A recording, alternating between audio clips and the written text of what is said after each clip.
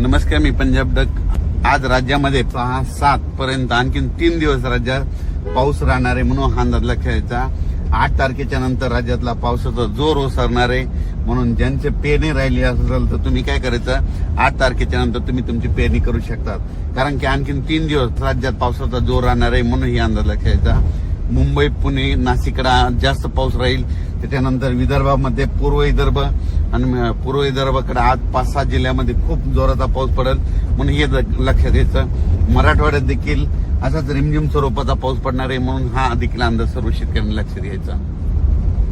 तसेच नाशिककडे, मुंबईकडे मात्र ह्या 3 दिवस मात्र खूप पाऊस पडणार आहे। नाशिककडे देखील मुसळधार पाऊस पडणार आहे, काही ठिकाणी अति मुसळधार पडणार आहे। मुंबईला मात्र रेनफॉल म्हणजे खूप हेवी टू हेवी म्हणजे खूप पाऊस पडणार आहे। जवळपास ह्या 3 दिवसामध्ये म्हणजे 5 जुलै, 6, 7, 8 तारखेपर्यंत मुंबईकडे 8 जुलैपर्यंत पाऊस राहणार आहे।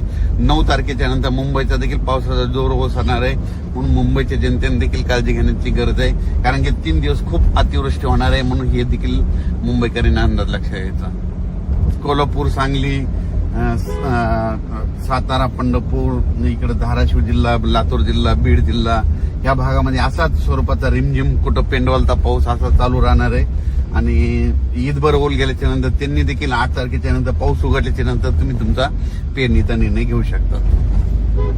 विदर्भात देखील मात्र पूर्व आणि पश्चिम विदर्भात आज देखील म्हणजे आज 5 जुलै, 6, 7 तारखेपर्यंत आणखी 3 दिवस 7 तारखेपर्यंत विदर्भात देखील पावसाचा जोर असाच राहणार आहे। काही ठिकाणी अमरावती जिल्हा, अकोला, बुलढाणा जिल्हा पाऊस जास्त असल्यामुळे त्यांच्या वापसा न झाल्यामुळे त्यांच्या पेरण्या राहिल्या, त्या शेतकऱ्याचे फोन येत होते हे पाऊस कधी थांबत, तर त्या शेतकऱ्याला, विदर्भातल्या शेतकऱ्याला सांगू इच्छितो की 7 तारखेपासून तुमच्या विदर्भाचा पावसाचा जोर ओसरणार आहे, नंतर तुम्ही तुमच्या पेरण्या करू शकता।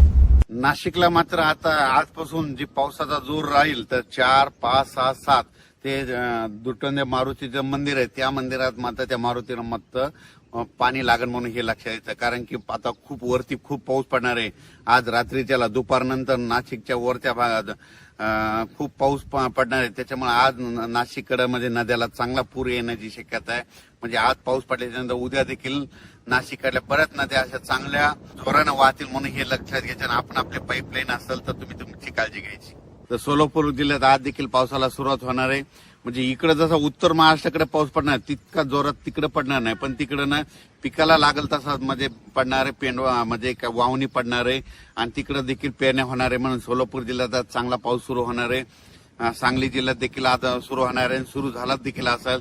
आटपाडी, पंढरपूर सगळीकडे आज पाऊस सुरू होईल।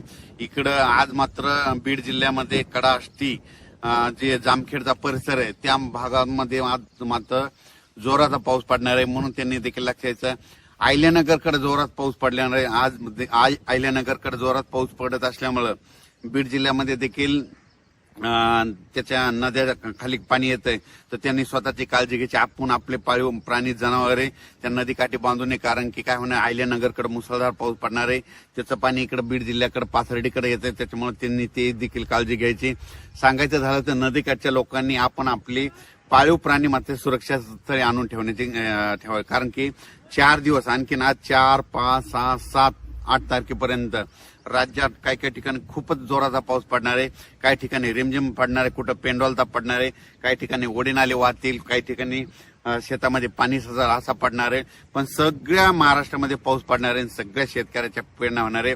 शेतकऱ्याला विनंती, ह्या 4 दिवसात जरी तुमच्या पेरण्या नाही झाल्या, 8 तारखेच्या नंतर थोडी उघाड भेटणार आहे। 8 जुलैच्या नंतर पावसाची उघाड झाल्याच्या नंतर तुम्ही तुमच्या पेरण्या करू शकता। हे जे पाऊस आहे, समजा तुम्हाला सांगतो परभणी जिल्हा झालं, जालना जिल्हा झाला, अमरावती जिल्हा, ह्या पावसात काय झालं, सगळीकडे पाऊस पडलाय, पण काही काही असे 5-5, 7-7 गाव आहे ते सुटलेले आहेत। पण ह्या ना आता हे 4 दिवस पाऊस पडेल ना त्याच्यात देखील कव्हर होणार आहे म्हणून हे लक्षात आहे।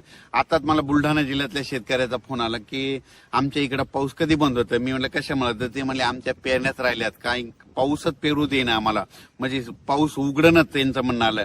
अमरावती जिल्ह्यात तशीच परिस्थिती झाली, भंडाऱ्याकडे देखील तशीच परिस्थिती झाली, कारण की तिकडे पाऊसच उघडणार म्हणून त्यांच्या पेरण्याच राहिल्या।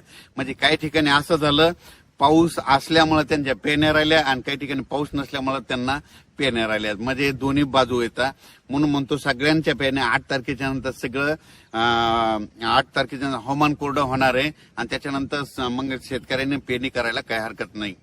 8 तारखेपर्यंत मात्र ज्या भागात पाऊस पडलेला नाही त्या भागात देखील पाऊस पडणार आहे. सगळ्या शेतकऱ्यांना पेरण्या होणार आहेत. म्हणून ही सर्व शेतकऱ्यासाठी आनंदाची बातमी. धन्यवाद.